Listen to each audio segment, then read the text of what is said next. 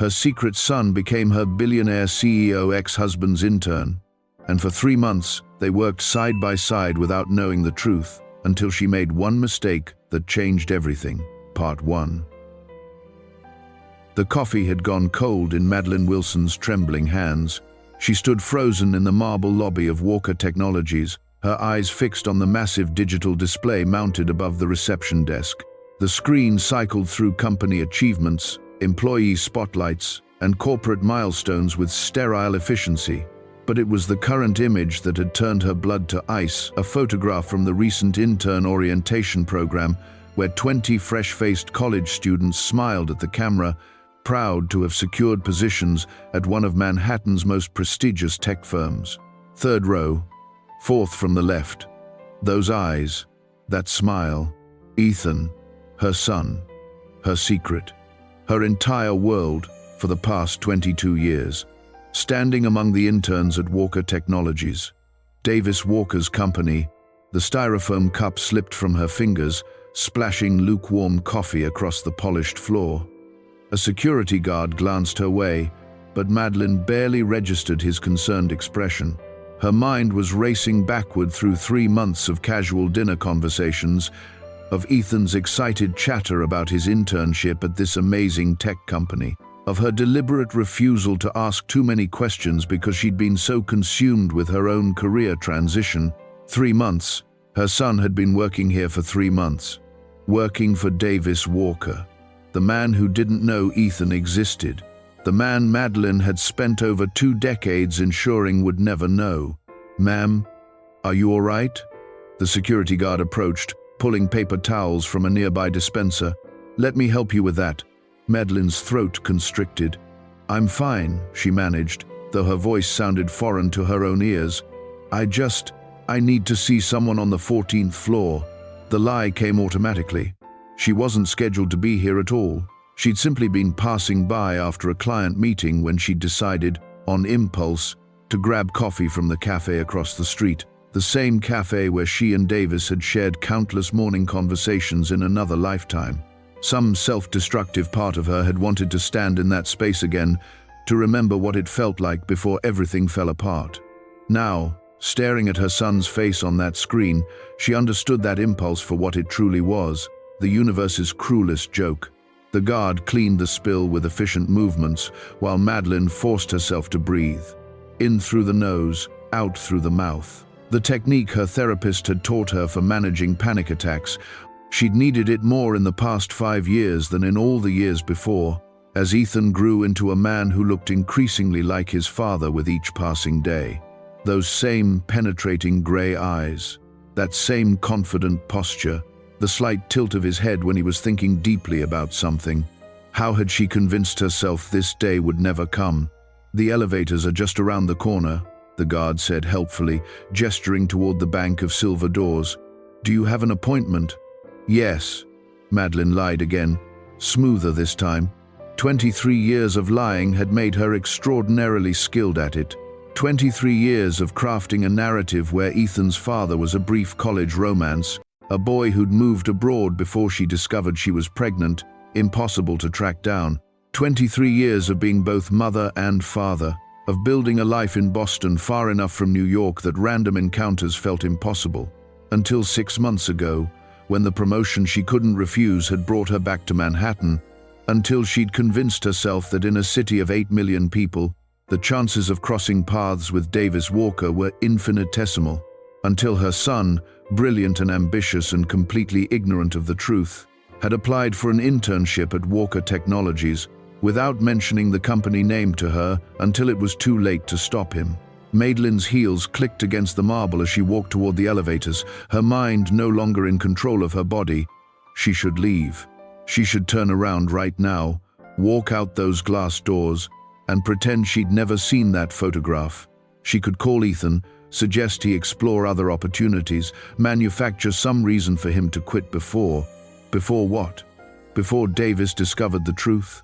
Before her son learned that his mother had lied to him his entire life? The elevator doors opened with a soft chime. Madelyn stepped inside, her finger hovering over the buttons. 14th floor, that's where the intern program was housed. according to the building directory mounted on the wall. That's where Ethan spent his days, learning from the best in the industry, completely unaware that his boss was his biological father. She pressed the button for the 10th floor instead, the executive suites, where Davis Walker's office commanded a corner view of the Manhattan skyline, just as he'd always dreamed it would when they were young and in love and planning a future together. The elevator ascended with unsettling smoothness. Madelyn watched the floor numbers climb, each one bringing her closer to a confrontation she'd spent over 2 decades avoiding. What was she doing? This was insanity. She should get off at the next floor, take the stairs down, disappear back into the anonymity of the city streets. But her feet remained planted as the elevator continued its climb. She needed to see him, needed to look Davis in the eye and confirm what she already knew in her bones, that he hadn't recognized Ethan, that her secret was still safe, that she still had time to extract her son from this situation before everything she'd built came crashing down. The elevator slowed. 9th floor, 10th floor. The doors opened onto an expansive reception area decorated in shades of gunmetal and cream. A young woman sat behind a curved desk, her expression professionally pleasant as she looked up from her computer screen. "Good afternoon. Do you have an appointment with Mr. Walker?" Madelyn's pulse thundered in her ears. "No, but I'm an old friend. Madelyn Wilson. Could you tell him I'm here?" It was a gamble. Davis might refuse to see her. They hadn't spoken in 23 years, not since the night she'd walked away from their marriage without explanation, leaving only a note and her wedding ring on the kitchen counter. He might have her escorted from the building. He might. "One moment, please." The receptionist picked up her phone, pressed a button. "Mr. Walker, there's a Madelyn Wilson here to see you. She says she's an old friend." A pause. "Yes, sir. I'll send her in."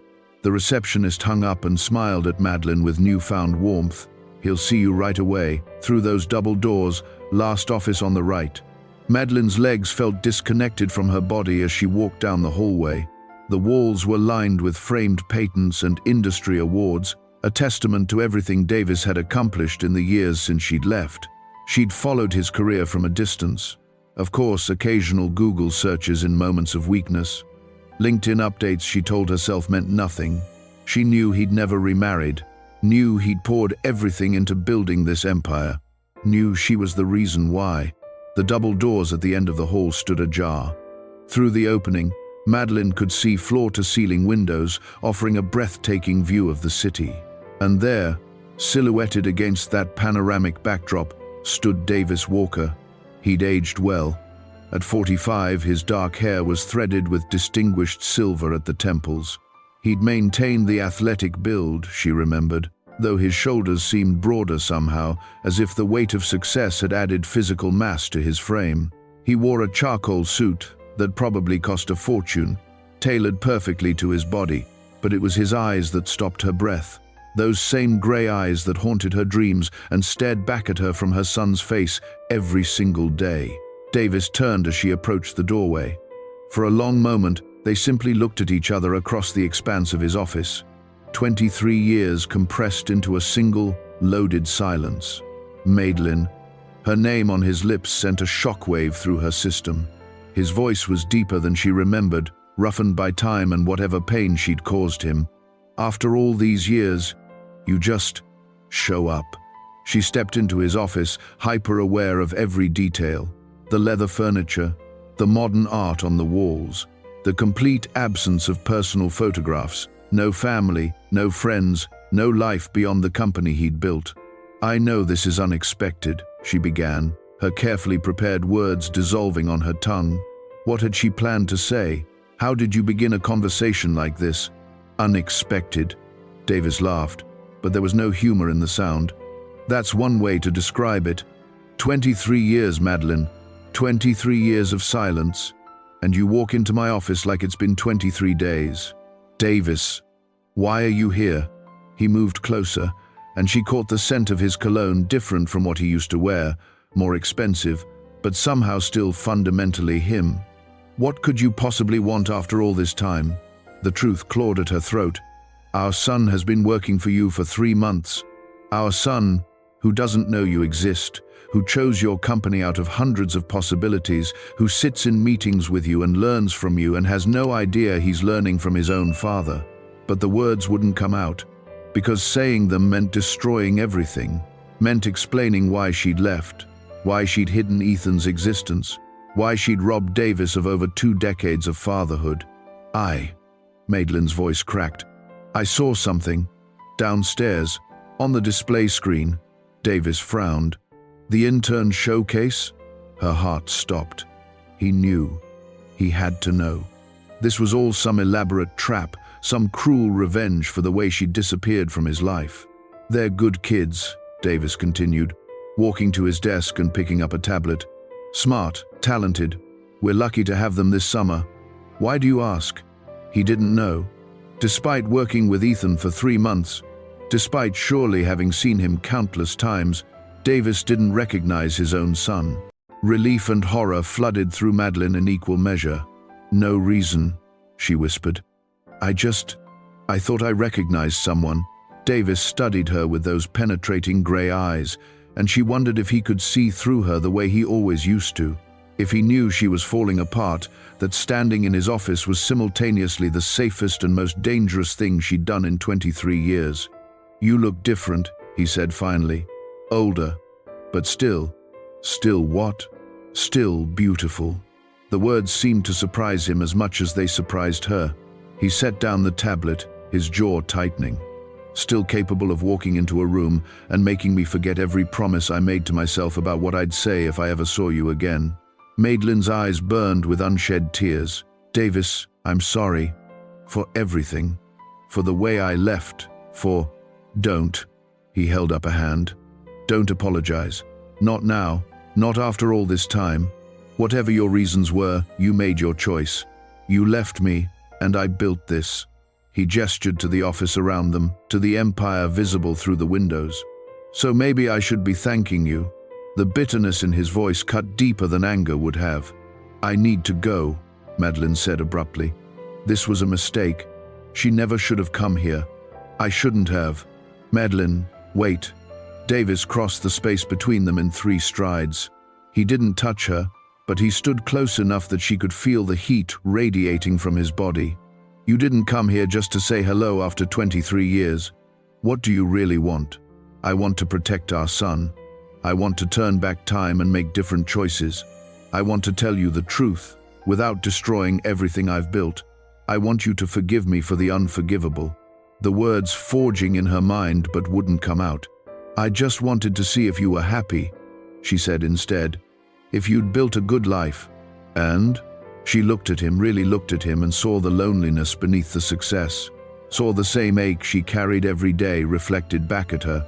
I think we both know the answer to that, she whispered. Before Davis could respond, his desk phone buzzed. The receptionist's voice came through the speaker. Mr. Walker, I'm sorry to interrupt, but Ethan Miller from the Intern program is here. He says he has the quarterly analysis you requested.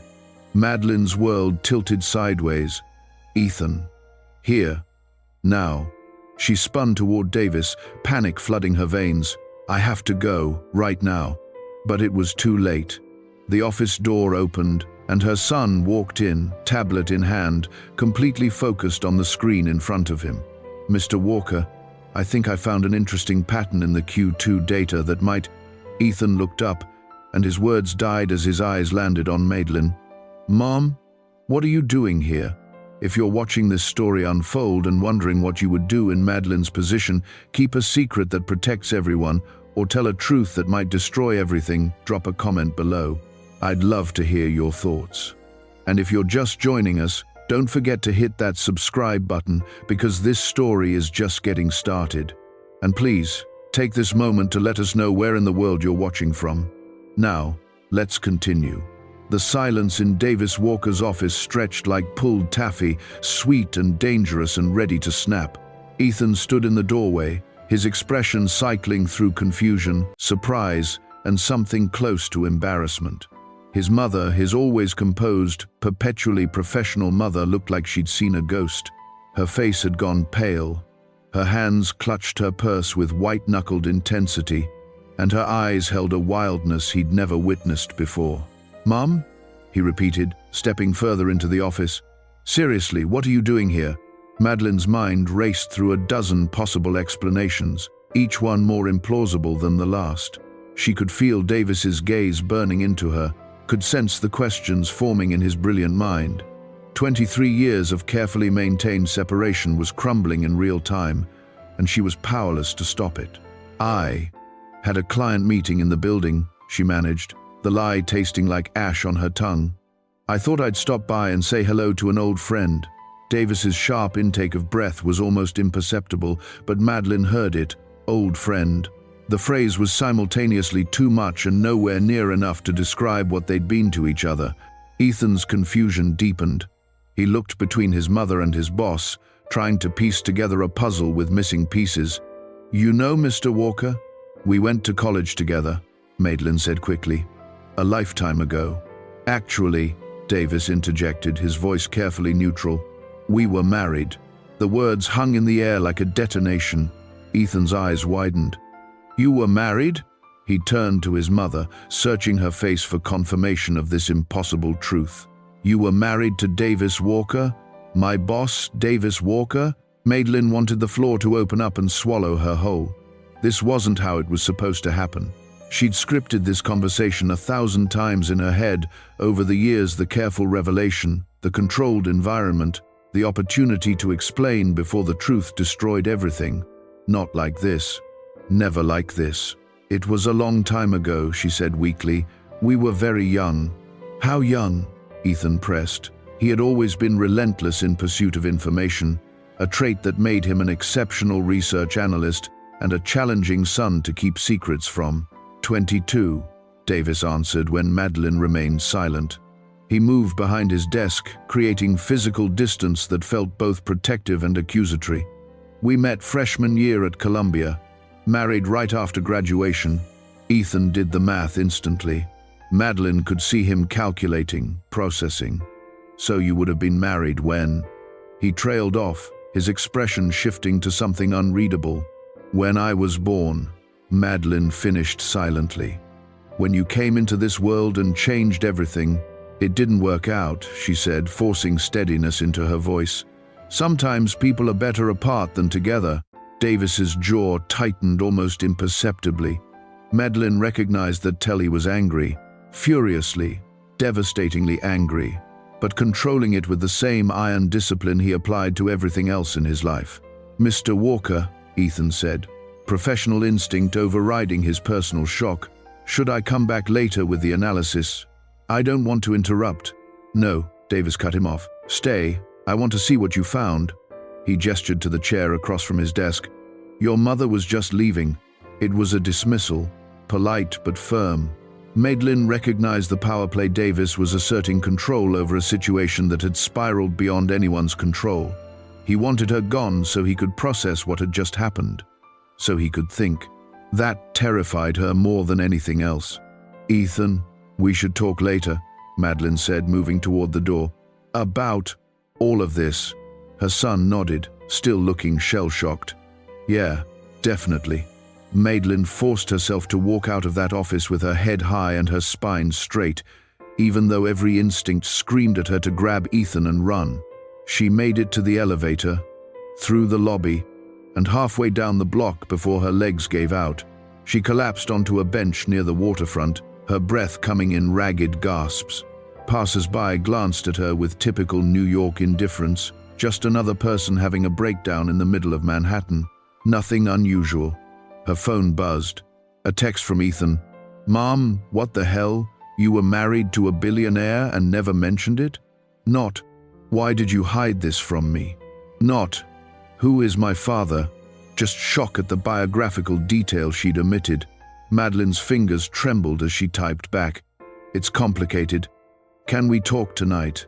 The response came immediately, "Working late." "Tomorrow?" She stared at that message, reading between the lines. Ethan was avoiding her.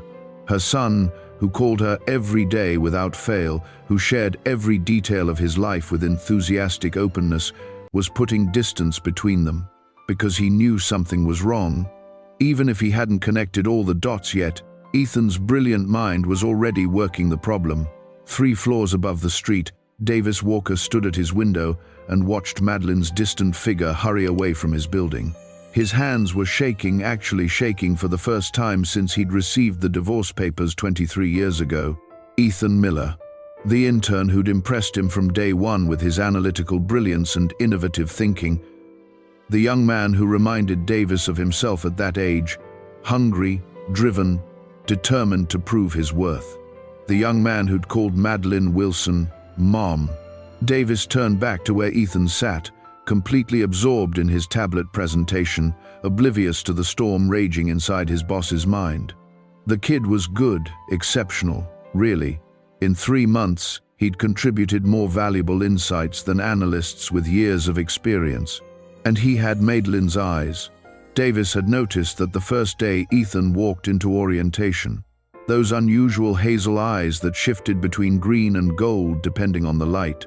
He'd dismissed it as coincidence, a trick of memory trying to find Madelyn in places she didn't exist. But now, if you look at the correlation between user engagement and feature adoption, Ethan was saying, gesturing to a complex graph on his screen, there's a clear pattern that suggests we're overlooking a key demographic. Davis forced himself to focus, walked me through it. For the next 20 minutes, Ethan presented an analysis that would have been impressive coming from a senior analyst. Davis listened, asked probing questions, and tried not to stare at the young man's profile, searching for traces of himself in the sharp jawline and confident posture. "This is excellent work," Davis said when Ethan finished. "Have you shared this with your supervisor?" "Not yet. I wanted your input first." Ethan hesitated. "Mr. Walker, about my mom. What about her? I didn't know you two were married. She never talks about her past. I mean, I know my father left before I was born, but she's always been vague about the details." Davis's heart stopped. "Your father left?" "Yeah. Some guy she dated in college. He moved abroad or something before he knew she was pregnant." Ethan shrugged with practiced indifference that didn't quite mask old hurt. "She raised me on her own. We did fine." The timeline clicked into place with devastating precision. Madelyn had left Davis 23 years ago. Ethan was 22 years old. No. The thought was both impossible and inevitable. Davis's mind raced through memories. Madelyn's sudden mood swings in their last months together. Her mysterious doctor's appointments she'd dismissed as routine checkups. The way she'd looked at him that final night, like her heart was breaking even as she packed her bags. "Are you okay, Mr. Walker?" Ethan's concerned voice cut through the maelstrom. Davis realized he was gripping the edge of his desk hard enough to hurt. He forced his hands to relax, forced his expression into something approximating normal. "Fine. Just tired." He stood, a clear signal that the meeting was over. "Great work on the analysis.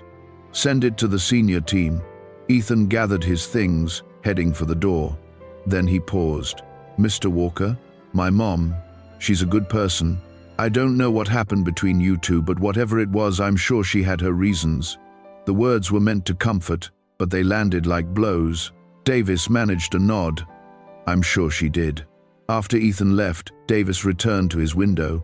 The city spread out before him, millions of lives intersecting and diverging in patterns too complex to predict. Somewhere out there, Madelyn was probably having her own breakdown, confronting the same impossible possibility that was currently tearing Davis apart. He pulled out his phone, scrolled to a contact he hadn't used in over a decade. Marcus Chen, his college roommate, and the only person who'd witnessed the aftermath of Madelyn's departure. "Davis Walker," Marcus answered, surprise evident in his voice. "To what do I owe this unexpected pleasure? I need a favor. A quiet one." "How quiet are we talking?" Davis closed his eyes. "I need you to run a background check. Ethan Miller, 22 years old, currently interning at my company. I need everything: birth certificate, family history, all of it." Marcus whistled low. "What's this about?"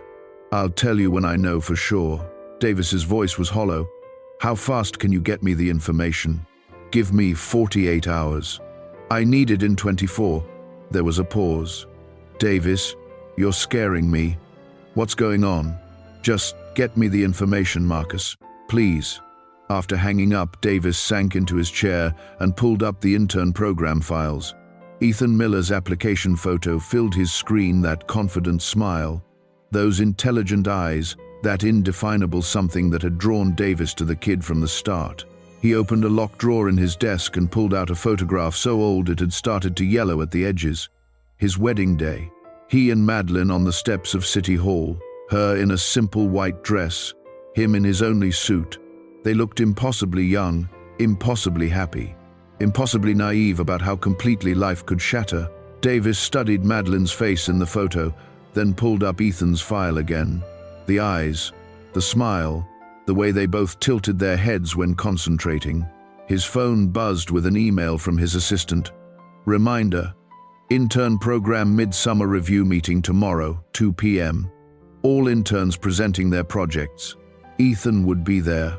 Madelyn would likely try to keep her distance, and Davis would have to sit in that conference room, evaluating the work of a young man who might be his son, pretending everything was normal while his entire world realigned around this new, terrible truth. He forwarded the email to Marcus with a single line: "Make it 12 hours."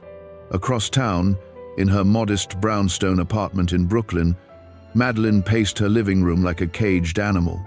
She'd taken 2 showers, trying to wash away the panic, but it clung to her skin like smoke. Her phone sat on the coffee table, silent and accusing. No calls from Davis, no messages beyond Ethan's brief text. Just silence where explosions should be. That was almost worse. Madelyn knew Davis, or had known him. Once upon a time, she knew how his mind worked, how he approached problems with methodical precision. He was putting pieces together right now, running calculations, probably already suspecting the truth. And when he confirmed those suspicions, when he had irrefutable proof that Ethan was his son, what would he do? Sue for custody?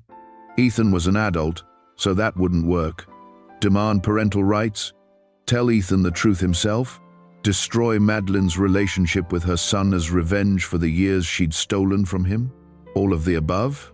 She picked up her phone, scrolled to Davis's name, still in her contacts after all these years, updated with each new company number, a digital thread she'd never quite been able to sever.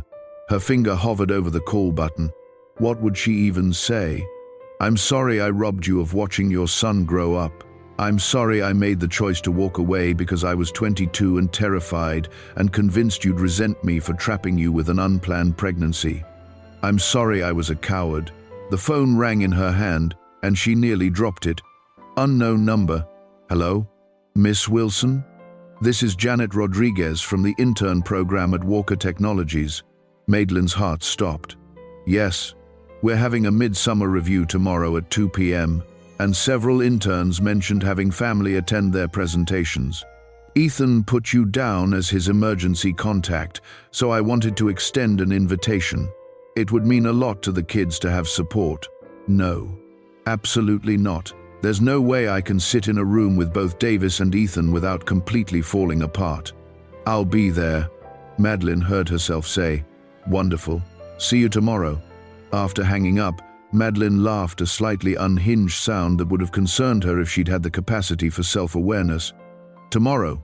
Less than 24 hours to figure out how to navigate the most dangerous situation of her life. She walked to her bedroom and opened the bottom drawer of her dresser. Beneath layers of winter sweaters sat a small wooden box she hadn't opened in years. Inside, the ultrasound photo from her first trimester, a letter she'd written to Davis the day Ethan was born but never sent. "Dear Davis, today I held our son for the first time, and he has your eyes. I'm writing this letter knowing I'll never send it, but I need to tell you that I'm sorry. Sorry for leaving the way I did.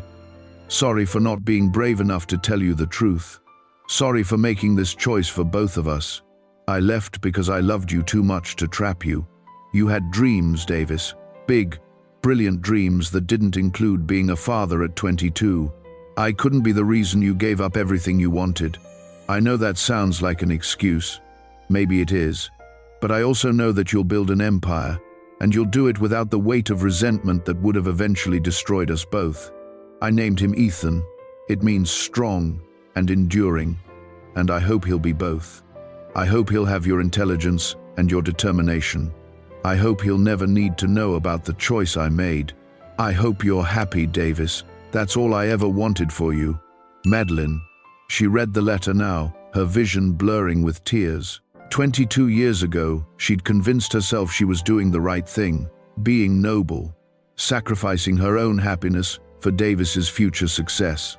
But looking at those words now, from the perspective of a 45-year-old woman who'd spent 2 decades lying to everyone she loved, Madelyn saw the truth.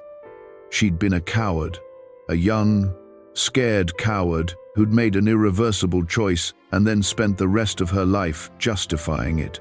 And tomorrow, in that conference room, surrounded by bright-eyed interns and their proud families, she would have to face both the man she'd betrayed and the son she'd lied to, and somehow find a way to keep her carefully constructed world from imploding.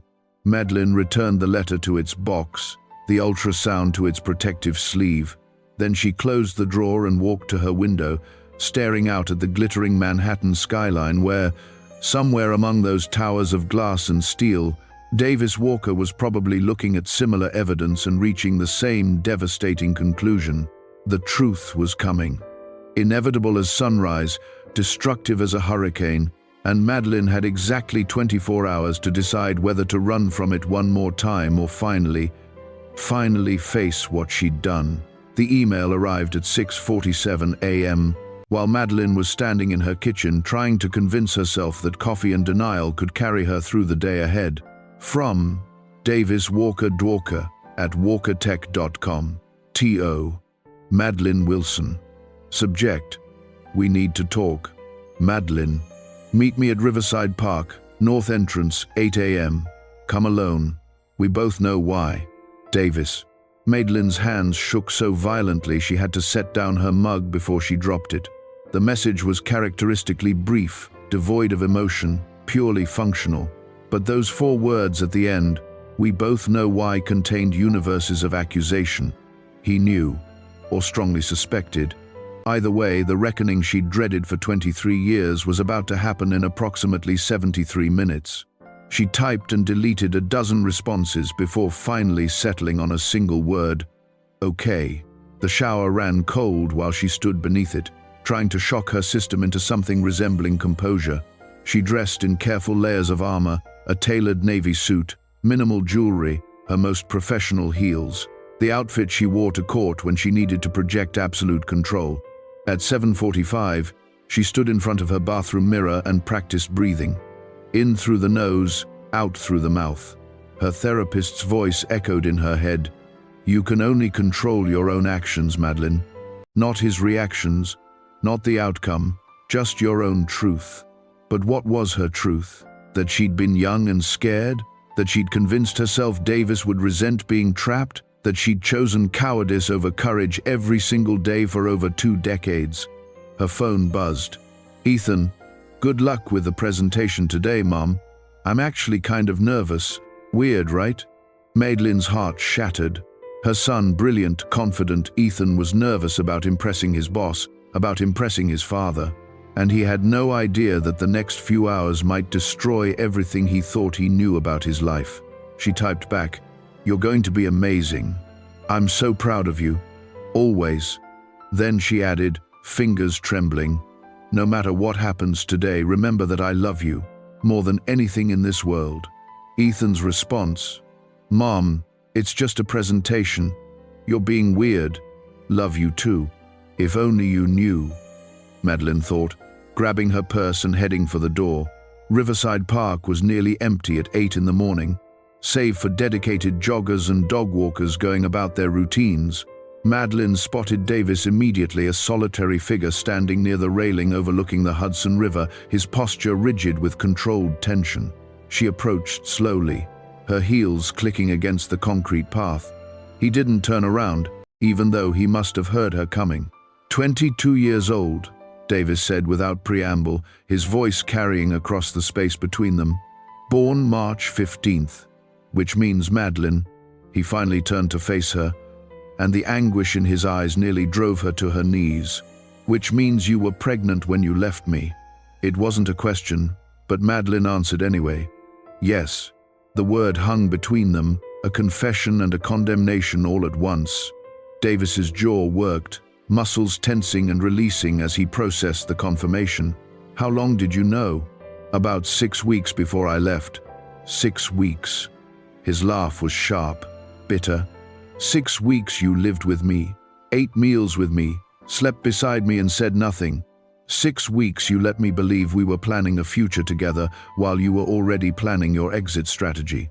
Davis, is he mine? The question came out raw, stripped of all the careful control Davis usually wielded like a weapon. "Ethan, is he my son?" Madelyn met his eyes, those gray eyes that haunted her dreams, that looked back at her from her son's face every single day. "Yes." Davis staggered backward as if she'd physically struck him. He gripped the railing behind him, knuckles white against the metal. "Jesus Christ, Madelyn. Jesus Christ. I know you're angry." "Angry?" Davis's voice rose, causing a nearby jogger to glance their way nervously. He lowered his volume but not his intensity. "Angry doesn't even begin to cover what I'm feeling right now. You stole 22 years from me, 22 years of my son's life. First steps, first words, birthdays, graduations, everything. You took all of it. I thought I was protecting you," Madelyn said, tears streaming freely down her face now. "We were so young, Davis. You had dreams, plans. I couldn't be the person who derailed everything you wanted.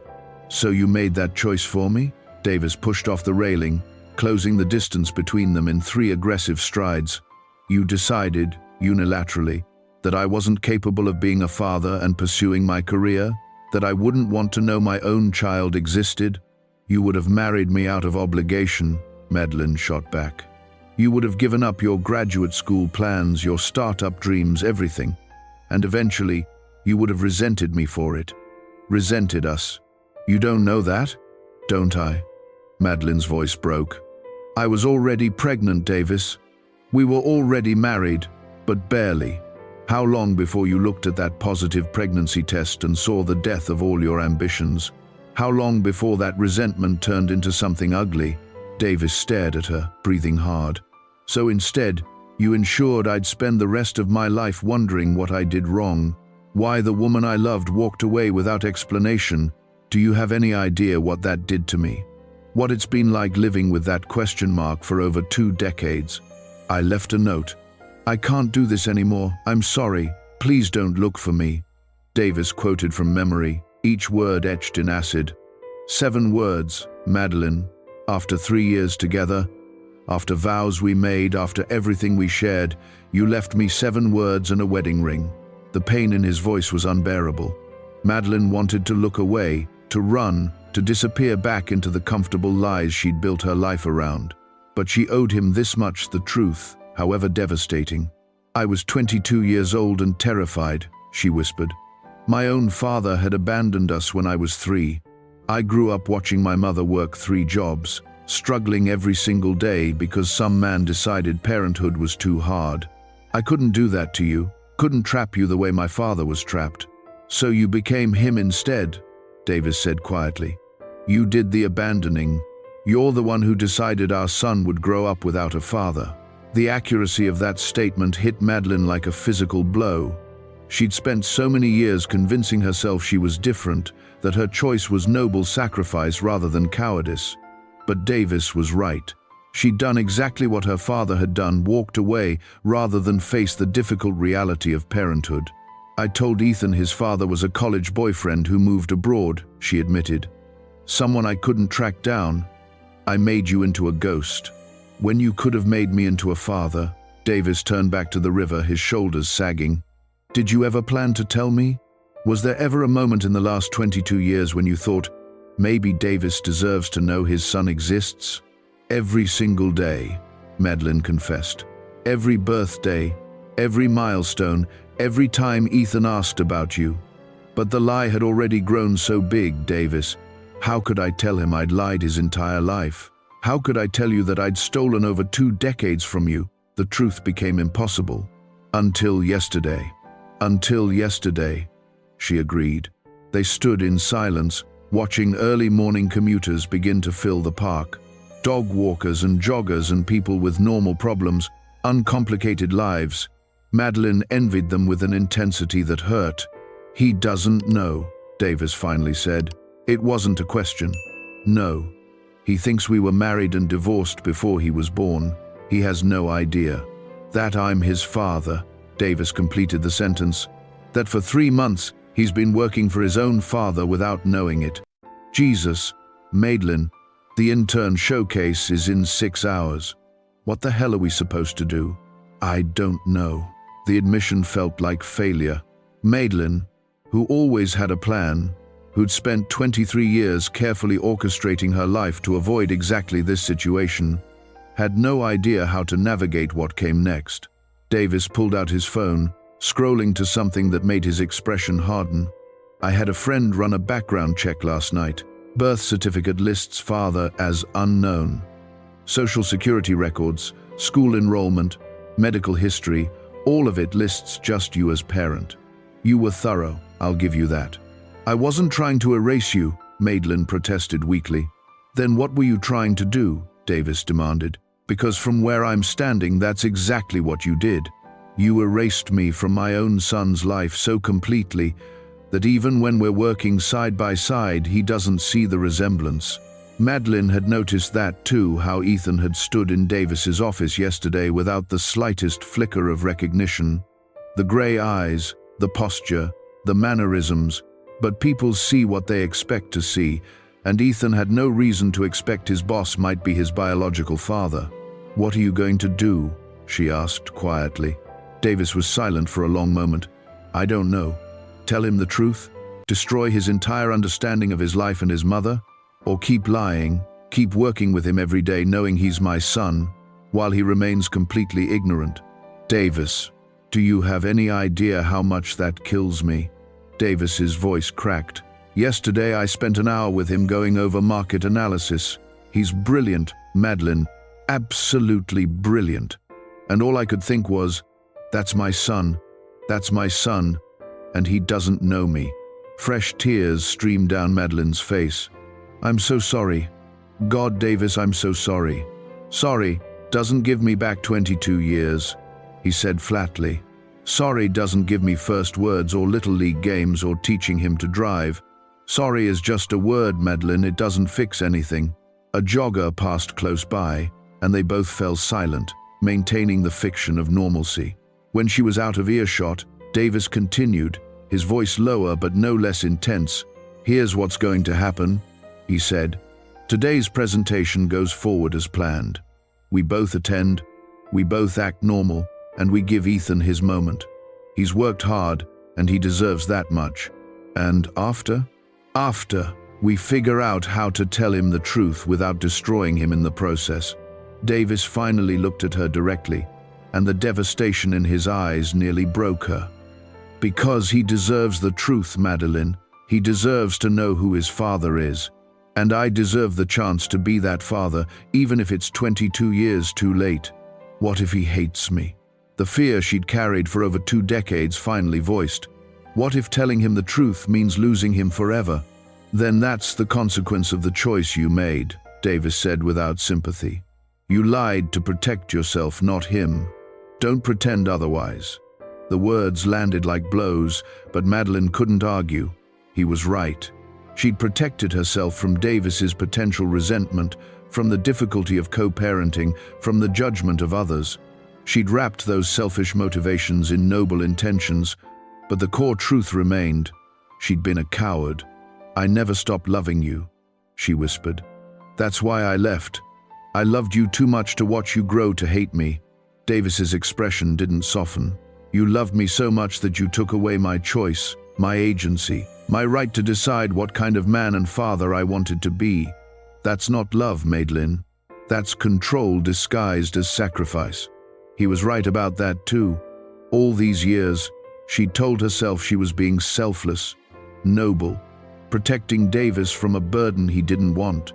But really, she'd been protecting herself from rejection, from the possibility that Davis might choose their child but not her, from the vulnerability of letting him make his own decision about their future. The showcase starts at 2, Davis said, checking his watch. I have meetings this morning that I can't cancel without raising suspicion. We'll meet there, we'll be supportive, and we'll get through this day. Tomorrow we tell Ethan together. Agreed? Madelyn nodded, unable to speak past the lump in her throat. And Madelyn? Davis's voice stopped her as she turned to leave. If you run again, if you take him and disappear like you did before, I will use every resource I have to find you. I will drag this through every court in the country if I have to. Do you understand? I'm not running, she said. Not this time. Good. He turned back to the river, dismissing her. Because I'm done being a ghost in my own son's life. One way or another, Ethan is going to know the truth. And nothing, not your fear, not your guilt, not your carefully constructed lies is going to stop that from happening. Madelyn walked away from Riverside Park on shaking legs, Davis's words echoing in her head. In 6 hours, she would sit in a conference room and watch her son present his research to a room full of professionals, including the father he didn't know he had. And tomorrow, she would help shatter his entire understanding of his life. The weight of 23 years of deception pressed down on her shoulders, heavier than ever before. She'd built a life on lies, and now it was all about to come crashing down. As she hailed a cab, her phone buzzed with another message from Ethan. Actually, can you sit in the front row? I think it would help to see a friendly face. Madelyn closed her eyes against another wave of tears. Of course, sweetheart. Wouldn't miss it for the world. The greatest lie of all, she thought bitterly. Because she would give anything, everything to miss what was coming. To rewind the clock and make different choices. To be braver at 22 than she'd proven capable of being. But time only moved forward, and in 6 hours, the carefully constructed walls she'd built around her secret would begin to crumble, brick by devastating brick. The Walker Technologies conference room gleamed with the kind of sterile perfection that came from unlimited resources and meticulous attention to detail. Floor-to-ceiling windows offered a panoramic view of Manhattan's skyline, and the polished mahogany table could seat 30 comfortably. Today it hosted 15 interns, their supervisors, assorted family members, and at the head of the table, Davis Walker himself. Madelyn had chosen a seat in the second row, close enough to show support but far enough back to avoid Davis's direct line of sight. She could feel his presence like a physical weight pressing against her chest, making each breath an exercise in controlled panic. He hadn't looked at her once since she'd arrived. That was somehow worse than confrontation. "Welcome, everyone," Davis began, his voice carrying the easy authority of someone accustomed to commanding boardrooms. "Today we'll hear from our summer interns about their research projects. These presentations represent 3 months of intensive work, and I'm eager to see what you've discovered." Madelyn watched him. This man she'd once known so intimately, now a polished stranger in an expensive suit. But underneath the CEO veneer, she could read the tension in his shoulders, the slight tightness around his eyes. He was barely holding it together, just like her. The first intern presented on market segmentation strategies, competent but unremarkable. Madelyn tried to focus, tried to care about consumer demographics and targeting algorithms, but her mind kept drifting to what would happen after this charade ended. Tomorrow. They would tell Ethan tomorrow. How did you tell your son that his entire life story was a fabrication? That the absent father he'd learned to live without was sitting in the same room, evaluating his presentation? "Next up, we have Ethan Miller," Davis announced. And Madelyn's attention snapped back to the present with painful intensity. Ethan stood, tablet in hand, wearing the navy suit Madelyn had helped him pick out last week. He looked so young, so eager, so blissfully unaware that the next 24 hours would upend everything he thought he knew about himself. "Thank you, Mr. Walker," Ethan began, his voice steady despite the nerves Madelyn knew he was feeling.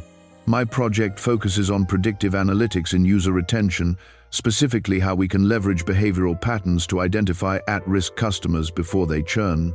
He launched into his presentation with the confidence of someone who'd mastered his material. Charts and graphs appeared on the screen behind him, each one meticulously crafted to support his arguments. Madelyn felt her heart swell with pride. This brilliant, capable young man was her son, hers and Davis's. She risked a glance toward the head of the table. Davis was leaning forward slightly, completely absorbed in Ethan's presentation. The expression on his face was complex pride, certainly, but also grief. The grief of a parent watching their child achieve something remarkable while knowing they'd missed every step that led to this moment. Their eyes met across the conference room, and the connection was electric. For one suspended second, they weren't ex-spouses harboring decades of resentment. They were two parents watching their son shine, united in pride and loss, and the devastating weight of what came next. Then Davis looked away, and the moment shattered. The implications for retention strategies are significant, Ethan continued. If we can identify at-risk users 30 days before they churn, we can implement targeted intervention strategies that could improve retention by up to 40% based on my predictive models. What's your confidence interval on those predictions? Asked Jennifer Martinez, the senior analyst supervising Ethan's cohort. 92% accuracy in my test data set, Ethan replied without hesitation. Obviously, real-world application would require additional validation, but the preliminary results are promising. Questions flew from around the table. Ethan fielded each one with increasing confidence, his responses demonstrating not just understanding but genuine insight. Madelyn watched Davis watching their son, and she could practically see him calculating missed years. 22 years of brilliance he hadn't witnessed developing. 22 years of potential conversations about analytics and strategy and the elegant logic of data patterns. Impressive work, Davis said when the questions subsided. His voice was carefully neutral, but Madelyn heard the emotion underneath. Your methodology is sound, and the implications for our retention strategies are worth exploring further. Ethan's face lit up with undisguised pleasure. Thank you, sir. That means a lot coming from you. He has no idea, Madelyn thought, her throat tightening. He has no idea he's seeking approval from his own father. The presentation concluded to polite applause. Ethan returned to his seat, and Madelyn caught his eye, mouthing, "Proud of you." He grinned back, completely unaware of the emotional apocalypse brewing around him. The networking portion of the event was torture. Madelyn stood near the refreshment table, clutching a glass of sparkling water she hadn't actually drunk from, watching Ethan move through the room with easy confidence. He was good at this, the social navigation, the professional small talk. She'd raised him to be comfortable in rooms like this, never imagining he'd one day inhabit them naturally. "Miss Wilson?" Madelyn turned to find Jennifer Martinez approaching with a friendly smile. "Your son is exceptionally talented. I've supervised 3 intern cohorts, and Ethan's work is consistently among the best I've seen." "Thank you," Madelyn managed. "He's always been driven. You've done a wonderful job raising him," Jennifer continued. "Single parent, right? Ethan mentioned you raised him on your own." The words felt like an indictment. "Yes, it's been just the 2 of us. That must have been challenging, but clearly worth it. He's going places." Jennifer glanced across the room to where Ethan was talking animatedly with another intern. "In fact, Mr. Walker specifically asked me to fast-track Ethan's application for our full-time analyst program. We don't usually extend offers until the final week, but there's already significant interest in bringing him on permanently." Madelyn's stomach dropped. "Davis, Mr. Walker asked about Ethan specifically. He's taken quite an interest in your son's career development," Jennifer confirmed. "It's unusual for the CEO to get involved with individual interns, but when talent like Ethan's comes along, people notice. Or when that intern is your secret biological son," Madelyn thought bitterly. "That's wonderful news," she said aloud, the words tasting like ash. Jennifer was called away by another supervisor, leaving Madelyn alone with her spiraling thoughts. Davis was already positioning himself in Ethan's professional life, making himself indispensable, creating connections that would survive the revelation of tomorrow's truth.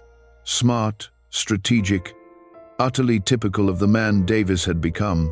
"Mom," Ethan appeared at her elbow, practically vibrating with excitement. Did you see Mr. Walker's reaction? And Jennifer said there might be a full-time position. This is incredible. It is, Madelyn agreed, forcing enthusiasm into her voice. You worked so hard for this. I need to thank Mr. Walker before he leaves, Ethan said, already scanning the room. Have you seen him? Ethan, wait, but he was already moving toward where Davis stood in conversation with the program director. Madelyn watched, helpless, as her son approached his father. Watched Davis's expression shift into something carefully professional as Ethan extended his hand. Watched them shake. Watched Davis clap Ethan on the shoulder in a gesture that looked collegial but held the weight of paternal pride. They were too far away for Madelyn to hear the conversation, but she could read body language. Ethan, eager and grateful. Davis, maintaining control but with an intensity in his eyes that no one else would recognize. Anyone looking would see a CEO praising a talented intern. Madelyn saw a father meeting his son. Her phone buzzed. A text from an unknown number. We need to talk before tomorrow. My office, 6 p.m. DW. Of course, Davis had gotten her number. He probably had access to every database in the city. She typed back, I'll be there. The Walker Technologies building was mostly empty by 6 p.m. Just security guards and the occasional workaholic still hunched over their computer. Madelyn signed in at the front desk, her hands trembling as she scrawled her name in the visitor log. The elevator ride to the executive floor felt like ascending to her own execution. Davis's assistant had already left for the day. His office door stood open, light spilling into the darkened hallway. Madelyn paused in the doorway, taking in the space that represented everything Davis had built in the years since she'd left him. The office was impressive, all clean lines and expensive furniture, with tech displays embedded in the walls showing real-time company metrics. But what caught Madelyn's attention was the photograph on Davis's desk. His parents, she recognized, at what looked like a recent holiday gathering, a family Davis had maintained and nurtured while she'd prevented him from knowing his own son existed. Come in and close the door, Davis said without looking up from his laptop. Madelyn complied, her heels silent on the plush carpet. She remained standing, unsure whether sitting felt too presumptuous or too casual for this particular nightmare. Davis finished typing, closed his laptop with deliberate precision, and finally looked at her. The raw emotion from this morning had been locked away, replaced by the cool calculation of a CEO conducting difficult business. I've been thinking about how to handle tomorrow, he began without preamble. And I need to know, does Ethan have any health issues I should be aware of? The question caught Madelyn off guard. What? Medical history, genetic predispositions, allergies. I know nothing about my son's health, Madelyn. If he inherits my family's cardiac issues or my mother's autoimmune problems, I should know. He should know. The practicality of it was somehow worse than anger. Davis was already thinking like a father, cataloging all the ways his absence had left gaps in Ethan's care. He's healthy, Madelyn said quietly. No major issues, seasonal allergies, but mild. He broke his arm at 8 playing soccer, but it healed fine. He's been lucky. Lucky. Davis repeated the word like it tasted bitter. Did he ask about me? Growing up, did he want to know about his father? Madelyn sank into one of the chairs facing Davis's desk, no longer able to maintain the pretense of strength. Constantly, especially around ages 7 and 8. He'd see other kids with their dads and ask why his didn't want him. She watched Davis flinch, watched the words land like physical blows. What did you tell him? That you didn't know about him? That you'd moved abroad before I discovered I was pregnant and I couldn't find you? The lies felt even more monstrous spoken aloud in this context. I told him it wasn't his fault, that some people just aren't ready for parenthood. While I was right here in New York, Davis said flatly, building a company, building a life, completely unaware I had a son asking about me. Yes. They sat in heavy silence. Outside the windows, Manhattan glittered in the fading daylight, indifferent to the human drama unfolding in this office tower. I had a daughter, Davis said suddenly. Did you know that? Madelyn's head snapped up. What? Isabella. She's 12 now, lives with her mother in California. Davis pulled up a photo on his phone, showing a beautiful girl with dark curls and Davis's unmistakable gray eyes. Her mother and I dated for a few years, but it didn't work out. We share custody, and despite the distance, I've been there for every birthday, every school play, every parent-teacher conference. The implication hung between them, devastating in its clarity. I've been a father, Madelyn, an involved present father, and I've been good at it. Davis's voice cracked slightly. So when you tell me you left because I wasn't ready, because I would have resented parenthood, you need to understand you're not just talking about a hypothetical. You're talking about a reality I've lived, and you stole it from me anyway. Madelyn felt like she was drowning. I didn't know. Of course you didn't know, because you left. You made assumptions about who I was and who I'd become, and you never bothered to verify if those assumptions were accurate. Davis put his phone away. Isabella asks about you sometimes. She found our wedding announcement online a few years ago. She wanted to know about the woman I married before her mom. What did you tell her? That sometimes people make mistakes. Davis met her eyes. I didn't know how prophetic that would be. The cruelty of it was precision engineered, and Madelyn couldn't even argue. She had made a catastrophic mistake, one that had rippled across decades and damaged more lives than just her own and Davis's. Does Ethan have siblings from your side? Davis asked. Anyone else I should know about? No. It's just been the two of us. So I have two children who don't know each other exist. Isabella, who knows I was married once, and Ethan, who thinks his father is some nameless ghost from his mother's past. Davis stood, walking to the windows. How do I tell Isabella she has an older brother? How do I explain to my daughter that her father's first child was hidden from him for over 2 decades? Davis, I never meant. Don't. He held up a hand, not turning around. Don't tell me what you meant. Your intentions are irrelevant. What matters is what you did. And what you did was deprive 2 children of knowing each other, deprive me of knowing my firstborn son, and build a monument of lies so elaborate that dismantling it is going to hurt everyone involved. So, what do we do? Madelyn's voice was barely a whisper. Davis was silent for a long moment. Tomorrow, we tell Ethan together. We sit him down, and we tell him the truth. All of it. Who I am, why you left, why you kept this secret, and then we let him decide how he wants to proceed. What if he never forgives me? Then you'll have to live with that, Davis said without sympathy. The same way I've had to live with 22 years of not knowing my son existed. He turned back to face her, and the exhaustion in his expression was profound. I'm not doing this to punish you, Madelyn. I'm doing this because Ethan deserves the truth. He deserves to know his medical history, his family history, his father, and he deserves to make informed decisions about his own life. I know, Madelyn said. You're right. About all of it. Tomorrow, 10 a.m., your apartment. Davis pulled out his phone. Text me the address. We'll do this somewhere private, somewhere Ethan feels safe. He usually comes over for Sunday brunch, Madelyn said. I can tell him. I can make sure he's there. Good. Davis moved back to his desk, a clear dismissal. Go home, Madelyn. Try to sleep. Tomorrow is going to be the hardest day of all our lives. Madelyn stood on shaking legs, moving toward the door. Her hand was on the handle when Davis's voice stopped her. For what it's worth, he said, not looking at her. Ethan is extraordinary.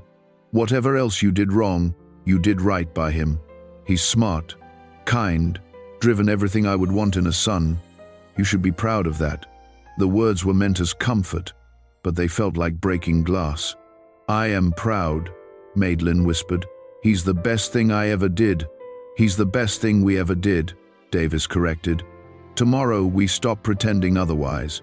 Madelyn left his office with tears streaming down her face, rode the elevator down in silence, and walked out into the Manhattan evening where normal people were heading to dinner or drinks or home to their uncomplicated lives. In less than 16 hours, she would sit down with her son and the man she'd once loved more than anything, and she would watch her entire world collapse. The only question was whether anything would be left standing when the dust finally settled. Madelyn had cleaned her apartment 3 times before 10 a.m. The nervous energy had to go somewhere, so she'd scrubbed counters that were already spotless, rearranged throw pillows that didn't need rearranging, and brewed a pot of coffee she couldn't bring herself to drink.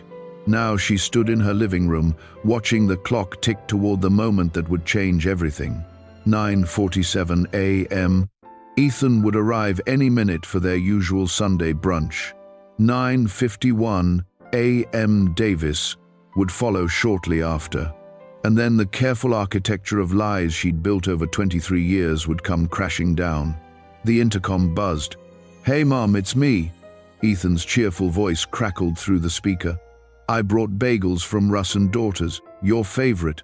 Madelyn pressed the button to let him up, her hand trembling so badly she nearly missed it. This might be the last time Ethan showed up at her door with bagels and that easy smile, the last time he called her Mom in that warm, uncomplicated way. She opened the door before he could knock, and there he was, her beautiful boy, now a man, holding a bag of bagels and grinning like he didn't have a care in the world. "You look terrible," Ethan said, his smile fading into concern. "Are you feeling okay?" "Just didn't sleep well," Madelyn lied, though it wasn't entirely untrue.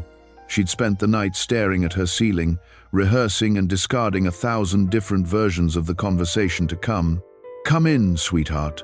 Ethan kissed her cheek and headed for the kitchen, completely at ease in the home he'd grown up in.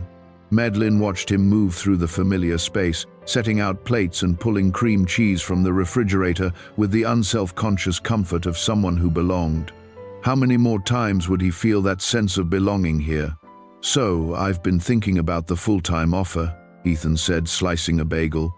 "Jennifer said they'd have formal details by next week, but Mom, this could be huge. Working directly under Davis Walker, that's the kind of opportunity people dream about." Madelyn's stomach twisted. "Ethan, we need to talk about something. Before we eat, I need to—" The doorbell cut her off. Ethan glanced toward the door, confused. "Are you expecting someone?" "Yes," Madelyn said, her voice barely functioning. There's someone I need you to meet." "On Sunday morning?" Ethan set down the knife, his expression shifting from confusion to concern. "Mum, what's going on?" Madelyn walked to the door on legs that felt disconnected from her body. Her hand hovered over the doorknob for one suspended moment, the last moment before everything changed, and then she opened it. Davis stood in the hallway wearing jeans and a dark sweater, looking more like the graduate student she'd once loved than the billionaire CEO he'd become. His eyes met hers, gray and grave, asking a silent question. "Are you ready?" She wasn't, would never be. But she stepped aside anyway, letting him in. "Ethan," Madelyn said, her voice cracking. "This is Davis Walker." Ethan emerged from the kitchen, wiping his hands on a dish towel, his expression puzzled. "Mr. Walker? I don't understand. What are you doing here?" Davis and Ethan stood facing each other in Madelyn's living room, and the resemblance was so stark it was impossible to miss once you knew to look for it. The same gray eyes, the same sharp jawline, the same way they both tilted their heads slightly when confused. "Please sit down," Madelyn said, gesturing toward the couch. "Both of you. I need to tell you something, and it's going to be difficult." "Mum, you're scaring me," Ethan said, but he sat, his eyes darting between Madelyn and Davis. "What's going on?" Davis remained standing, and Madelyn realized he was leaving the opening to her. This was her secret, her lie to confess. He would be here for the aftermath, but the initial detonation was hers to trigger. She sat across from her son, the coffee table between them feeling like an ocean. 23 years ago, Madelyn began, her hands clasped so tightly her knuckles had gone white. "I was married to someone. We were very young. I was 22. He was 24. We met in college, and we thought we had our whole lives figured out." Ethan was listening intently now, his body language shifting from confused to wary. "I got pregnant," Madelyn continued, "and I was terrified. We had no money, no real plan. and I convinced myself that a baby would destroy everything my husband had worked for. So her voice broke. I left. I took our wedding ring off. I wrote a note, and I disappeared. Okay, Ethan said slowly. But what does this have to do with Mr. Walker being here on a Sunday morning? Madelyn looked at Davis, who gave her the smallest nod of encouragement, or maybe permission. She couldn't tell the difference anymore. The man I left, Madelyn whispered, was Davis. The silence that followed was absolute. Ethan stared at her, his expression frozen in incomprehension. Then his gaze shifted to Davis, then back to Madelyn, and she watched the connections forming behind his eyes, watched the color drain from his face as the implications assembled themselves into devastating clarity. No, Ethan said. No, that's not. You said my father was someone who moved abroad. You said you couldn't find him. I lied, Madelyn said, tears streaming freely now. I've been lying to you your entire life. Davis is your father, Ethan, and he didn't know you existed until 3 days ago. Ethan stood abruptly, the sudden movement knocking his knee against the coffee table. He didn't seem to notice. This is insane. This is absolutely insane. You're telling me that my boss, the CEO of the company where I've been interning for 3 months, is my father? Yes, Davis said quietly. It was the first word he'd spoken since entering the apartment. Ethan whirled to face him. And you knew? At the presentation yesterday when you were praising my work, you knew? I suspected on Friday, Davis said. I confirmed it Saturday morning. Yesterday at the presentation was the first time I'd seen you since learning the truth. Oh my God. Ethan pressed his hands to his head, pacing now. Oh my God. This whole time, I've been working for you. And you're my father? We've had meetings together. You've reviewed my work. I've been trying to impress you, and you're my actual father. I know this is a shock, Madelyn started. A shock? Ethan's laugh was harsh, bordering on hysterical. A shock is finding out you're adopted. A shock is discovering you have a half-sibling. This is. I don't even have words for what this is. He stopped pacing, his eyes finding Madelyn's. You lied to me. For 22 years, you looked me in the eye and lied about who my father was. Every birthday when I asked about him, every Father's Day when I felt like something was missing, you knew exactly where he was and you said nothing. I thought I was protecting you, Madelyn said desperately. Both of you. I thought, you thought wrong. Ethan's voice rose, anger breaking through the shock. You don't get to make that decision for other people. You don't get to decide who deserves to know what. Ethan, does he have other children? Ethan turned to Davis. Do I have siblings I don't know about? Davis nodded slowly. A sister, Isabella. She's 12. Ethan laughed again, the sound empty and broken. Of course I have a sister. Why wouldn't I? What else haven't you told me, Mom? Any other secret family members I should know about? Secret twin, maybe? Secret grandmother? That's enough, Davis said firmly. I understand you're angry, but your mother doesn't deserve that tone. Don't you dare defend her. Ethan rounded on Davis. You don't get to play dad right now. You don't get to tell me how to talk to the woman who lied to both of us for over 2 decades. You're right, Davis said calmly. I'm sorry. The easy apology seemed to deflate some of Ethan's anger. He sank back onto the couch, his head in his hands. I need a minute. I need to. I can't process this.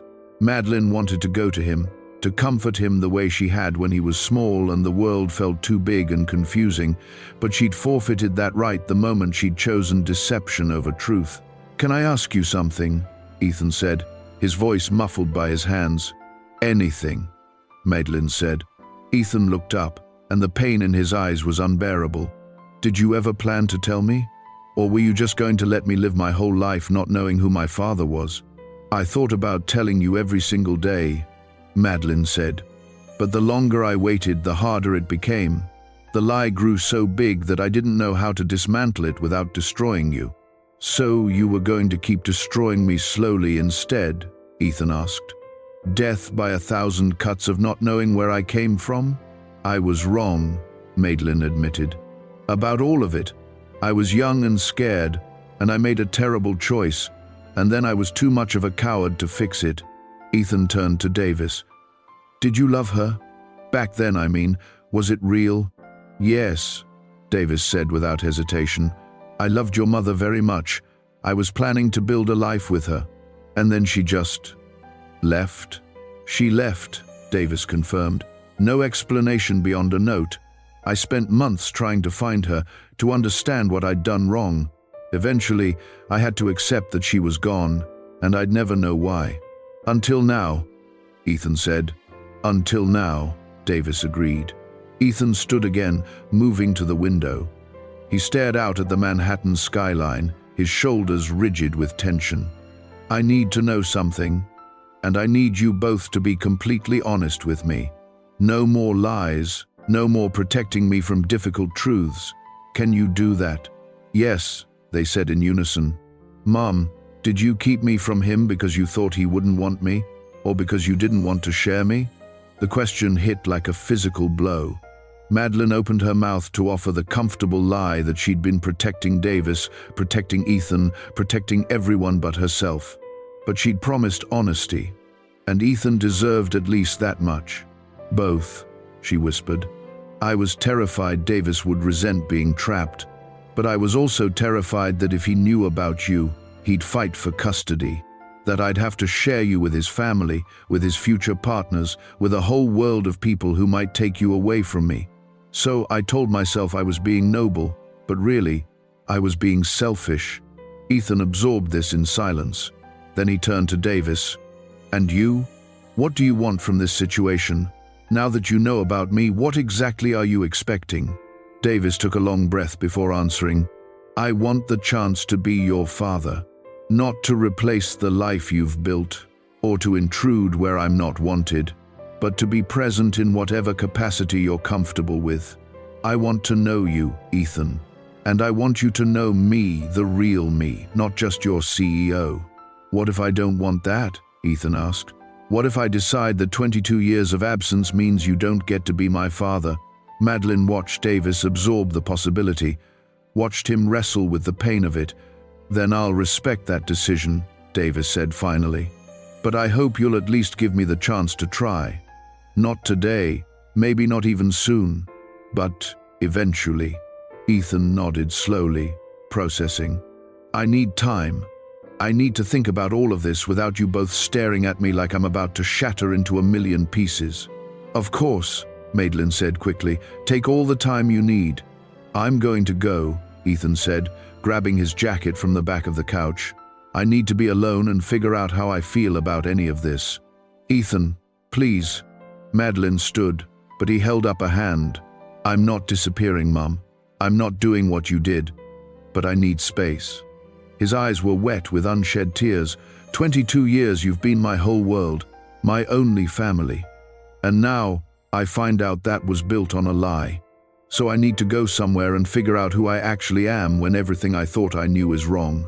He headed for the door, then paused with his hand on the knob. "The internship, what happens with that?" Davis spoke carefully. "That's entirely up to you.